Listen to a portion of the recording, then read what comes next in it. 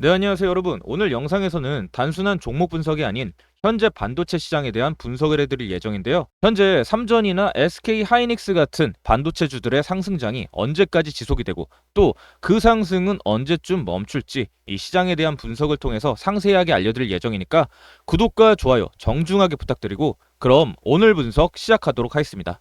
자, 일단 지금 반도체 시장이 얼마나 뜨거운지부터 보시죠. 최근에 삼성전자와 SK하이닉스 주가가 시장을 주도하면서 올라왔잖아요. 그럼 여기에서 가장 중요한 건 뭘까요? 일단 첫 번째, 반도체 가격이 급등하고 있습니다. 여러분, D램이라고 들어보셨죠? 이 컴퓨터나 스마트폰에 들어가는 메모리 칩이에요. 뭐 쉽게 말해서 작업대 같은 거라고 보시면 됩니다.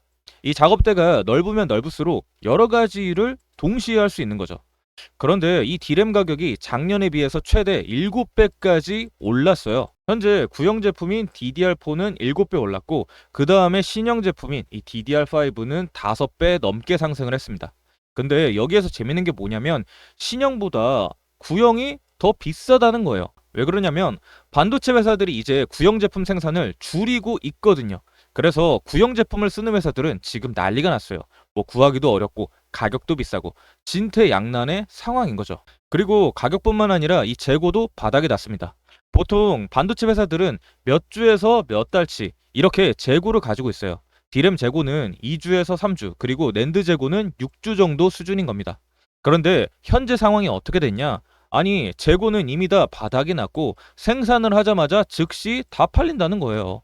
다들 알다시피 현재 AI 붐이잖아요. 그래서 챗 GPT 같은 AI를 돌리려면 엄청난 양의 메모리가 필요하기 때문에 AI들의 사용량이 많아지면 D램 수요도 계속해서 폭등하고 있는 거죠. 그래서 이 공급 부족은 2026년까지 지속될 전망이라는데요. 그럼 여기서 핵심은 뭐냐? 아니, 수요는 30% 이상 늘어나는데 공급은 고작 20%밖에 안 늘어난다는 겁니다. 그래서 지금 반도체 시장은 공급이 부족하고 가격이 폭등하고 재고는 바닥에 났어요.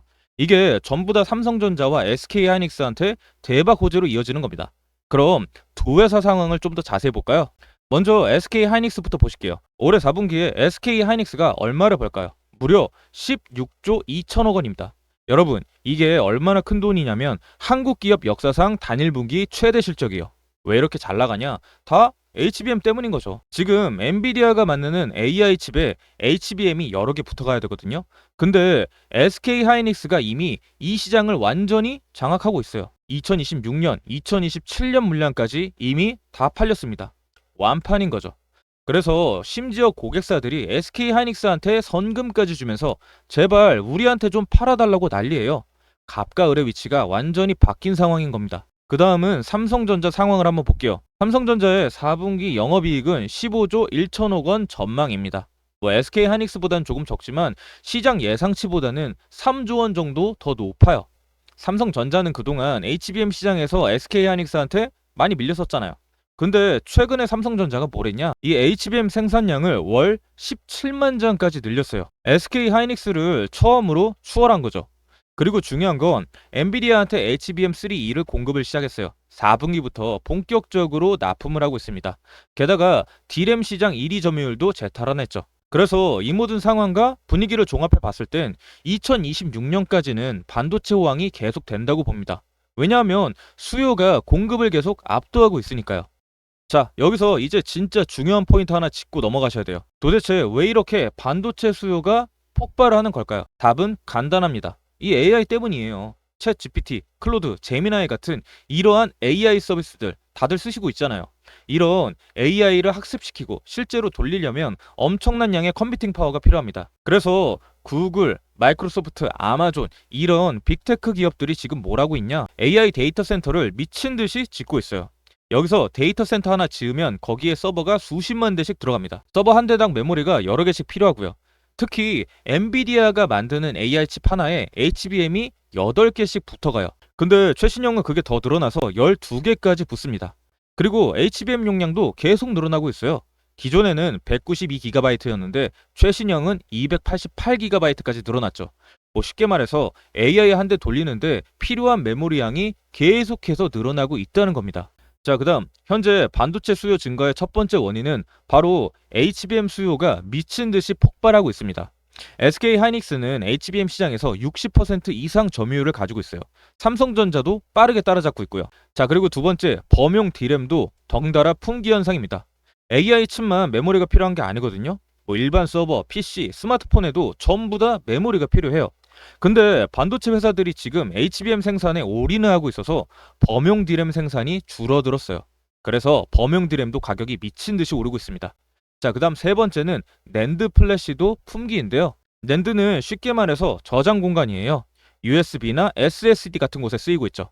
그래서 AI 데이터 센터에는 엄청난 양의 데이터를 저장해야 되거든요. 그래서 SSD 수요도 폭발을 하고 있는 거죠. 그럼 여기에서 핵심은 뭐냐? HBM, D램, 낸드 전부 다 공급이 부족하다는 겁니다. 이게 모두 삼성전자와 SK 하이닉스한테는 호재인 상황인 거죠. 자, 그럼 리스크는 없을까요? 있습니다. 정확히 리스크보다는 이 변수에 가까운데요. 그 첫 번째 변수는 바로 중국 변수입니다. 미국이 중국한테 첨단 반도체 수출 규제를 하고 있거든요. 근데 최근에 트럼프 대통령이 엔비디아 200 칩을 이 중국에 수출하는 걸 허용을 했어요.